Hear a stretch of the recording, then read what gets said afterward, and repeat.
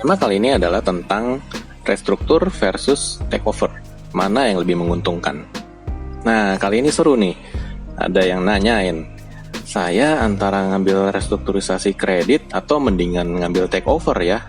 Waduh, ini udah kayak pilihan aja nih, udah kayak pilihan menu gitu. Nah, orang yang nanya seperti ini, kalau menurut saya pribadi, ini rasanya dia pasti masih punya uang lah, masih punya duit. Kenapa?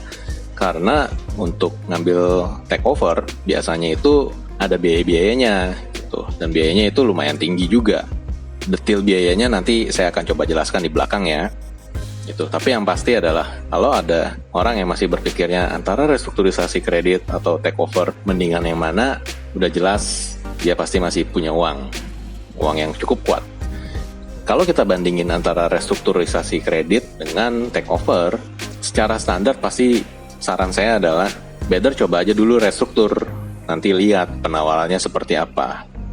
Tapi yang terpenting adalah ingat ya, kalau kamu mau ngajuin restruktur, ada syaratnya, yaitu kamu bisa ngajuin restruktur sepanjang kamu terkena dampak efek dari pandemi yang terjadi saat ini, pandemi COVID-19. Apa aja sih contohnya? Misal, penghasilan kamu turun, atau dirumahkan, atau dampak relevan lainnya. Nah, sepanjang kamu terkena dampak, baik itu secara langsung maupun tidak langsung, kamu boleh coba ajuin restruktur ini. Tapi perlu diingat, bank tidak wajib untuk menyetujui permohonan restrukturisasi kredit kamu. Kenapa? Karena bank pasti akan melakukan assessment tersendiri, dan bila menurut pertimbangan bank bahwa pengajuan restrukturisasi kamu ini tidak sesuai atau dianggap mengada-ngada, ya maka bank nggak bakalan setujui. Nah, tapi kalau memang dianggap ini relevan dengan keadaan kamu yang saat ini mungkin sedang mengalami kesulitan terkait dengan kondisi ekonomi dan finansial, maka bank pasti akan membantu. Jadi balik lagi, kata kuncinya, kalau kamu terdampak, coba ajukan. Nanti kita lihat perbandingannya tawaran restrukturnya seperti apa. Untuk restrukturisasi KPR sendiri, sebenarnya ada beberapa hal yang perlu kamu pertimbangkan pada saat kamu menerima tawaran, yaitu seberapa besar sih pengurangan angsuran yang terjadi, terus kondisi bagaimana nanti pembayaran pokok hutangnya gitu. Kalau misalnya diberikan grace period, yaitu kamu hanya bayar bunga saja. Terus biaya-biaya yang keluar apa aja sih? Tuh. Nah, ini biasanya yang keluar tuh terkait dengan perjanjian kreditnya. Karena biasanya perjanjian KPR itu akadnya notaril, jadi pakai notaris. Nah, ini udah pasti ada biayanya gitu. Kemungkinan besar pasti ada biaya adendum perjanjian kredit. Yang lain-lainnya ya bisa jadi ada bank yang mengenakan biaya administrasi, karena bank kan juga ribet ya pada saat mengurusi permohonan restrukturisasi ini kan, ya bank lumayan ya, maksudnya kerjaannya lumayan juga nih, cukup banyak hal lah yang dia lakukan. Jadi wajar-wajar aja sih rasanya kalau sampai kena biaya administrasi. Tapi balik lagi ya, nanti besarannya biaya administrasi ya kita coba lihat juga, apakah ini biaya administrasinya sedemikian besarnya atau sebenarnya masih dalam batas wajar, ya itu nanti kita coba lihat case by case. Terus ada lagi terkait dengan misalnya biaya asuransi. Ini tentunya berkaitan langsung dengan persetujuan restrukturnya. Kalau mau tahu detail lebih lanjut nih, baik itu asuransi, biaya asuransi ataupun biaya-biaya lain terkait dengan restruktur, kayaknya better kamu dengerin dulu detailnya tuh di podcast yang judulnya Cara Mengajukan Restrukturisasi Kredit. Nah, di situ dibahas jelas.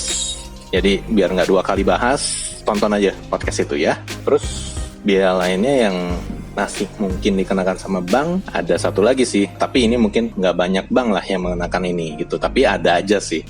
Jadi pada saat mengajukan restruktur itu nanti bisa kena juga biaya provisi. Tapi balik lagi ya, ini agak nggak umum. Terus terkait restrukturisasi sendiri, itu ada beberapa opsi sih biasanya yang nantinya bank yang akan bantu ngarahin kira-kira yang terbaik buat kamu itu yang mana. Apakah dengan dilakukannya perpanjangan jangka waktu atau pemberian grace period di mana kamu hanya cukup bayar bunga saja, atau dengan penurunan bunga, atau yang paling ekstrim bisa juga payment holiday, jadi kamu nggak perlu bayar apa-apa selama jangka waktu tertentu. Nah, Ini tentunya kembali lagi ke kebijakan bank masing-masing yang bisa berbeda. Nah, itu sekilas soal penjelasan restruktur. Kita sekarang lanjut ya ke takeover. Nah, takeover ini tentunya ada banyak biaya di awal gitu. Kayak kemarin kalau misalnya kita ngajuin kredit pertama kali, anggap aja seperti itu.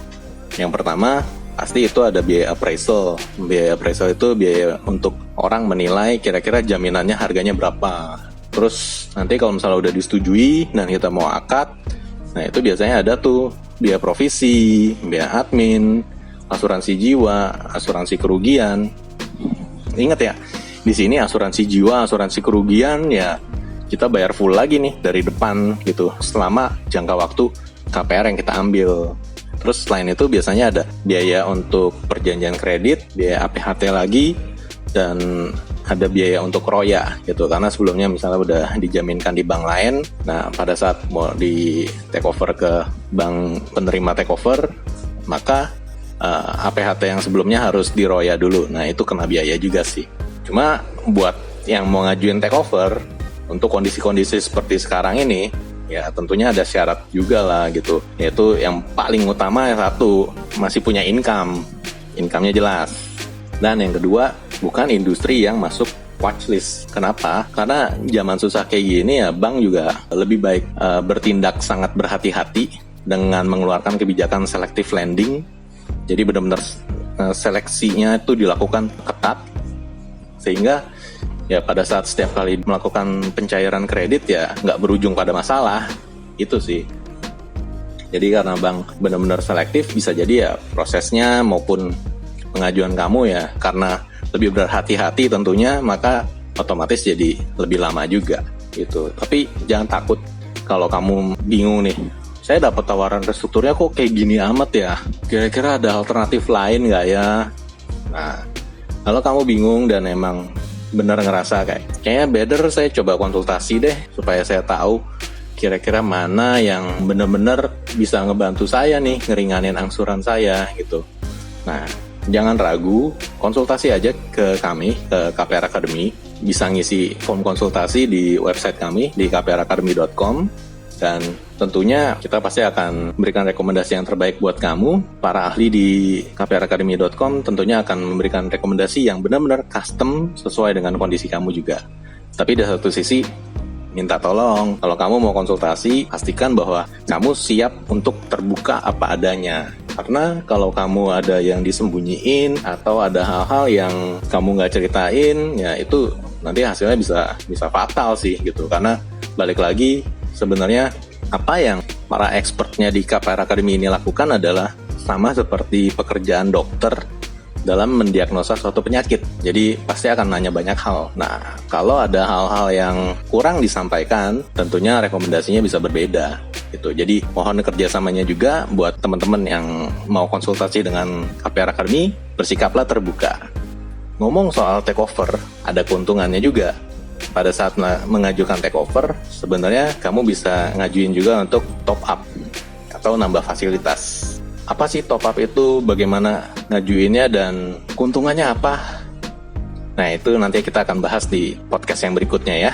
Demikian untuk podcast kali ini tentang restruktur versus takeover.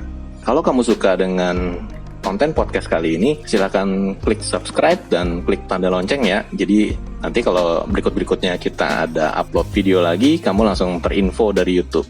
Demikian, terima kasih. See you on next episode. Thank you.